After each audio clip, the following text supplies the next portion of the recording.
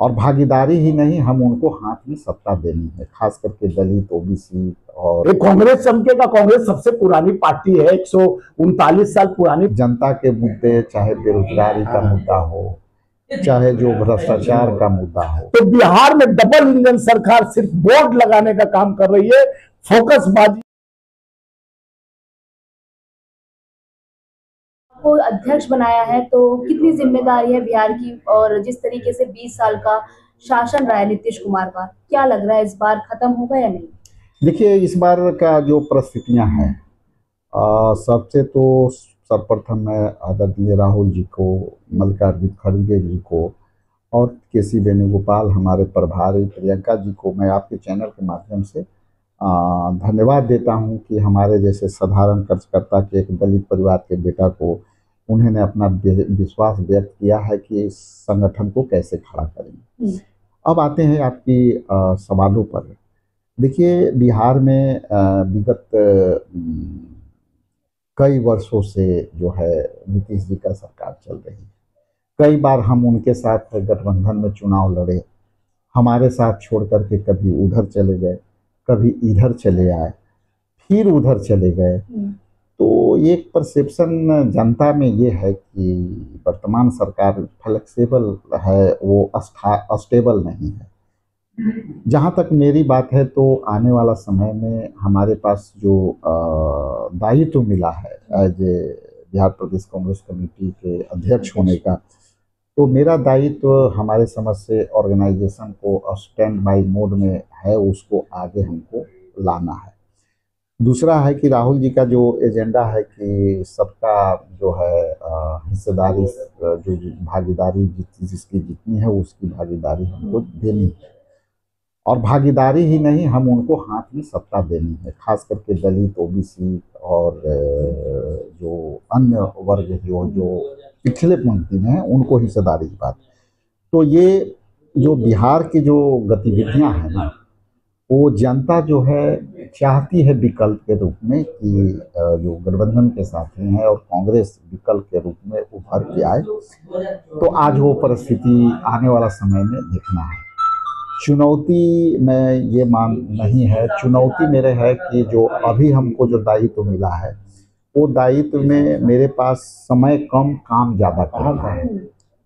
और काम जो फैक्टर ये है कि कम समय में हमको जनता के मुद्दे, चाहे बेरोजगारी का मुद्दा हो, चाहे जो भ्रष्टाचार का मुद्दा हो, आप जितना भी देखिएगा कि आवास योजना जो चल रही है पीएम में, उसमें किस तरह से अभी सर्वे हो रहा है, उसमें कई अनियमितता हैं। तो ये हमारे पास चुनौती है जनता के मुद्दों को लेकर के। तो ये चुनौती हम जनता के बीच में लेके जाएंगे कि आपके साथ हैं, कांग्रेस पार्टी के सारे तमाम कार्यकर्ता नेता आपके साथ मुद्दों के साथ। अच्छा, कैसे जो 20 साल से नीतीश कुमार वहां पर शासन कर रहे हैं, कितना विकास किया उन्होंने 20 साल? देखिए, जब हम लोग गठबंधन में थे पिछले 17 महीने में, और जब इधर थे तो हम लोगों ने देखे होंगे कि हम लोग रोजगार की बात किए थे कि रोजगार की बात है। 17 महीनों के कार्यकाल में कांग्रेस पार्टी के समर्थन से बिहार में जब चली एनडीए गठबंधन की सरकार, उसमें हम लोग रोजगार का मुहैया कर रहा है। लेकिन उसके बाद तो इनकी सारी रोजगार जो है वो कंटिलेक्चुअल पर कुछ कुछ दे रहे हैं कि आप संविदा पर आइए। तो देखिए, मेन जो बिहार के जो स्थिति है वो प्लान कर रहे हैं, जो दूसरे राज्य में जा कर के जो लोग काम कर रहे हैं और उनके साथ कई दुर्भावना से ग्रसित होकर के भाषा के आधार पर, आप क्षेत्रीयता के अभाव पर, तो उनके साथ वहाँ भी पीटे जा रहे हैं, अपमानित हो रहे हैं। तो आपके चैनल के माध्यम से देखिए, दो ही मुद्दे हैं बिहार में कि जो बिहार के जो बिहारी लोग हैं वो दूसरे जगह अपनी अस्मिता को रख करके अपने दाल रोटी के लिए दूसरे जगह जा रहे हैं। दूसरी तरफ यहाँ ना इंडस्ट्री है, ना रोजगार का कोई अवसर है। दूसरी है कि आप देखेंगे कि अभी बीपीएससी के छात्रों के साथ किस तरह से योग छात्र को उसमें क्वेश्चन लीक हुआ। तो ये सब जो मुद्दे हैं ना, वो जनहित के मुद्दे हैं और कांग्रेस पार्टी हमेशा से जनहित के मुद्दों को लेकर के लोगों में गई है। ये अलग बात है कि एक हेरा फेरी करके सरकार बना लेना एक अलग बात है, लेकिन जनता के मुद्दों पर खरा उतरना वो अलग बात है। अच्छा, क्या लग रहा है, जैसे आपने पहले ही बोला कि नीतीश कुमार कभी इधर चले जाते हैं, कभी उधर चले जाते हैं, अभी संसद विधानसभा में वो बोल रहे हैं कि मैं अब नहीं पलटूंगा, राबड़ी देवी को बोल रहे हैं वो सीधा। देखिए ये वही अपना सर्टिफिकेट दे सकते हैं जिनकी कॉन्फिडेंस लेवल। क्या लग रहा है, पलटी मारेंगे इस बार? देखिए वो मुद्दा वो तो उनकी अंतरात्मा की आवाज है। हाँ। कब कब आवाज उनकी बदलेगी। अच्छा, पलटी मारते लेकिन हैं, हाँ। लेकिन एक चीज है कि इसको हम इस तरह से कहेंगे कि देखिए कब वो कंफर्टेबल रहेंगे, जितना दिन कंफर्टेबल रहेंगे वो उधर रहेंगे, जब अनकंफर्टेबल होंगे तो इधर तो आप स्वीकार करेंगे उन्हें? ये अलग मुद्दा है, ये हमारे राष्ट्रीय स्तर के नेताओं का मुद्दा है, ये हमारा मुद्दा नहीं है। ये हम देखिए हम लोग लोकतांत्रिक पार्टी है, इंटरनल लोकतंत्र पर हमारा भारतीय राष्ट्रीय कांग्रेस पार्टी चलती है। तो ये सब नीतिगत फैसले तो हाईकमान के नेतृत्व में होता है, इसलिए इसका उत्तर हमारे पास। कन्हैया कुमार जिस तरीके से रोजगार यात्रा निकाल रहे हैं बिहार में, क्या लग रहा है कितना प्रभाव पड़ेगा वहाँ के युवाओं पर? देखिए प्रभाव पड़ चुका है, और जो मुद्दा है हम उस मुद्दे पर बात कर रहे हैं, वही मुद्दा लेकर के कि आप प्लान कर रहे हैं, बाहर जा रहे हैं, रोजगार या ही दो, तो कनेक्ट किया है। और जो ऑर्गेनाइजेशन में जो अच्छे ओरिएटर होते हैं, खास करके कन्हैया जी जो पार्टी ऑर्गेनाइजेशन के अच्छे ओरिएटर हैं, तो ओरिएटर को वहाँ जा कर के लोगों के बीच में एक संदेश पहुँचाने में कामयाब हुए हैं। और हम समझते हैं कि आने वाला समय में इसको हम लोग और विस्तार से करेंगे और बड़े पैमाने पर करेंगे। इसकी प्रभाव लोगों में जा रही है, लोग कनेक्ट हो रहे हैं, ये एक्सेप्ट कर रहे हैं कि रोजगार के मुद्दा जुनूनन मुद्दा कांग्रेस पार्टी लेकर कांग्रेस आएगी अस्तित्व में। आप आने वाला समय का इंतजार कीजिए। इतना जरूर है कि आने वाला समय में जो लोग भी कहते हैं कि इनकी ऑर्गेनाइजेशन कमज़ोर है, तो उनको आपको चैनल के माध्यम से मैं स्पष्ट कर देना चाहता हूं कि हमारा ऑर्गेनाइजेशन यदि कमज़ोर होता तो हमारी जो वोट परसेंटेज है 2024 में के चुनाव में लगभग 9% का हुआ है। तो हम यदि ऑर्गेनाइजेशन में कमज़ोर होते तो 9% पर नहीं आते। कई जगह हम जो है लड़े हैं लोकसभा में, तो हमारा सीट पे जो है वोट नेक टू नेक है लड़ाई, तो ये हम सिरे से खारिज करते हैं कि हमारा ऑर्गेनाइजेशन कभी कमज़ोर नहीं है। हाँ, उसमें हमको काम करने की आवश्यकता है और वो काम हमें करना पड़ेगा। तो जी आप क्या कहना चाहेंगे, बिहार के चुनाव को किस तरीके से देखें? देखिए, आज हमारे नवनियुक्त जो प्रदेश अध्यक्ष राजेश जी बने हैं, इन पे बहुत बड़ा जिम्मेवारी दिया गया। शीर्ष नेतृत्व राहुल जी और खड़गे जी और माननीय प्रियंका जी और सब सोनिया जी के आशीर्वाद से, तो एक जिम्मेवारी, बहुत बड़ी जिम्मेवारी है। बिहार बहुत बड़ा प्रदेश है, वहाँ जिस तरह से दलगत और जातिगत राजनीति चलती है, एक एससी के परिवार से जिन्होंने 2 बार विधानसभा में फतेह किया और बिहार को बाखूबी से जमीनी रूप से जानते हैं कि बिहार को कैसे संवारा जा सकता है। आज बिहार में जो जंगल राज राब्ते हैं, उनके राज्य में जहां पुलिस सुरक्षित नहीं है, कानून व्यवस्था टूटा हुआ है, जहां दिन दहाड़े आरा में खनिज शोरूम लूटा जाता है, 600 मीटर पे पुलिस थाना होते हुए भी कई बार 100 बार फोन करने के बाद उनके कर्मचारियों को पुलिस नहीं पहुंचती है। तो ये अंधा नगरी चौपट राजा, यानी जिस तरह से अंधकार मचा हुआ, लूटमार मचा हुआ, खाली डबल